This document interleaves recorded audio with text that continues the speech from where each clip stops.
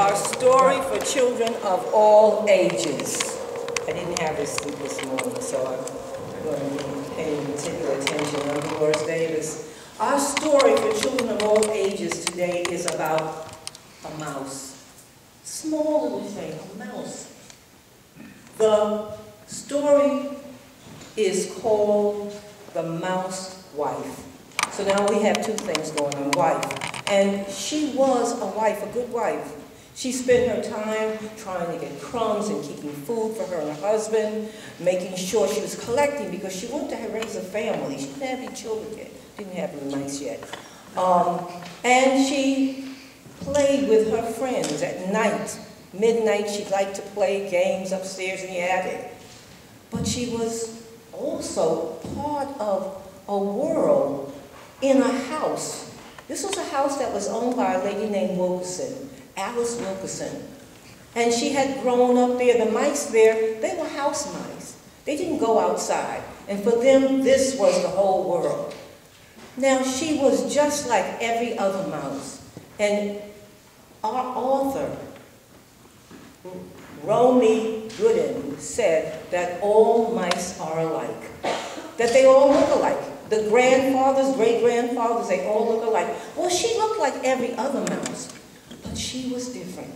I mean, even her husband used to say to her, "What more do you want? We have good crumbs, we have a good house here, and what about cheese? Why don't you eat more cheese? That'll make you happy." But you know something? She was different, and she did something that the other mice never did. She would creep upstairs to the dining room, and she would go to the window, and she would look out the window and stare and stare. She didn't really know what she was looking at because no one had ever told her. The mice downstairs, the mice up in the attic, they were content. She'd be looking in the springtime, she'd be looking at flowers. In the summertime, she'd be listening to the birds. She didn't know what the wind was. When the wind blew, she knew there was something, but what is that? What is that that makes that noise? In the winter, when the snow came down, she didn't understand. One day, she was at home, she decided, I'm going to go upstairs, but there was something that had happened that she didn't know about. Miss Wilkerson was a good person, a good woman, and sometimes we good people, we either don't do what we should do, or we do things that maybe we shouldn't do. But a little bird had come to the house. He had found, not a bird, actually, a little boy had come with a bird that he had found. It was a turtle dove, and he gave it to Miss Wilkerson. Miss Wilkerson, in her good way, oh, she said, this is wonderful. I have a wonderful bird cage, beautiful bird cage, and you are going to be so happy in this cage. It's for you. She put water in, she put seeds in, she put even a little piece of fat she hung there for her bird. You will be so happy. You've never had it so good in this cage. Somehow the bird did not respond. The bird kind of just sat there. It didn't take any water, it didn't take any food. It just kind of said, "Roo-hoo, roo-hoo, roo-hoo." Well, when our mouse wife went upstairs, she saw this food in the cage. Oh, how wonderful. But she didn't notice the bird.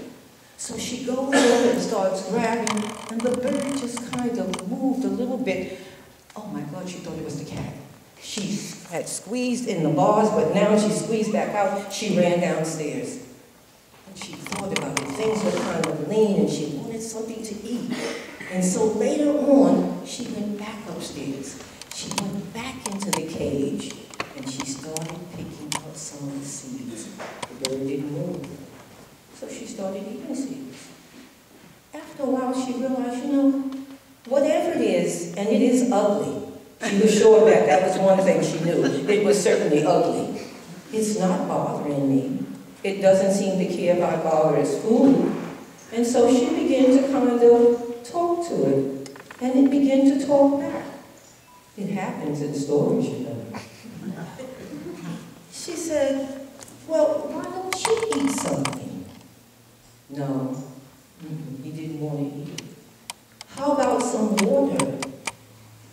I don't want water. He He said, I would drink dew. He said, dew? What is dew? He thought about it. He said, well, it's on the leaves, it's on the trees, and you can see it shining, and sometimes we fly down and we drink dewdrops. Dewdrops? And what is fly? So she found out two things that she didn't know about. And so this is the way the world, he began to tell her about things that were outside. She had never heard of these things. The wind, he began to explain, that sound that you hear, that is the wind. And for a long time, they began to really enjoy one another's company. But all of a sudden, after many long time here, she had a family. She had babies, and so she could not go upstairs to see about him. And so she took care of babies, and then one day, the babies are asleep, everything seems very peaceful. She decided, I'm going to go upstairs and see about him. Lo and behold, when she got upstairs, she was so saddened because he looked terrible. He said, I never thought I would see you again. I didn't think you would ever come back. She tried to cheer him up. She tried to tell him, please eat, please drink water. But he said no. And then finally she had to leave because she had been there too long. When she got back downstairs, her husband was so angry, he actually bit her ears because she'd been gone such a long time. And that night as she lay there sleeping, she had thought about her life, and she thought about the dove. And she grew very angry. She said, he doesn't belong there. He shouldn't be in that cage.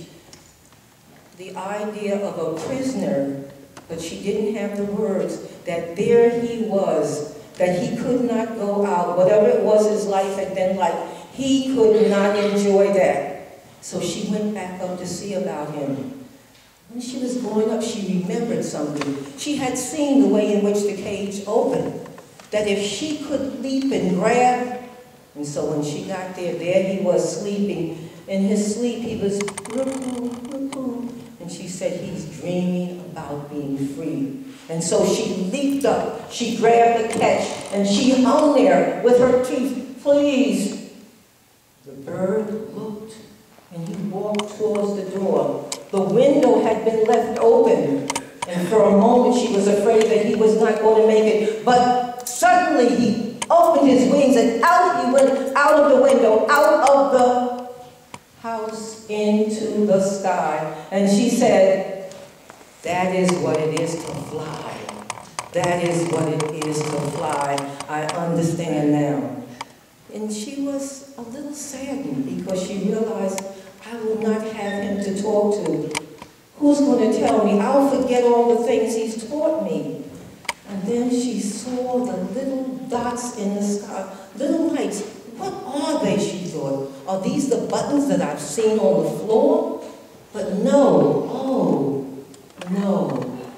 Those are far, far away. They are large, but I cannot see how large they are. And they are strange and wonderful. And I have known that for myself. I didn't need the dove to tell me that. I've known it for myself. And she turned around very proudly and went back to her family. She was always different. And I think that Rumi Garden wanted to tell us, even a small person or thing can make a great difference, and that we should all be free. Thank you.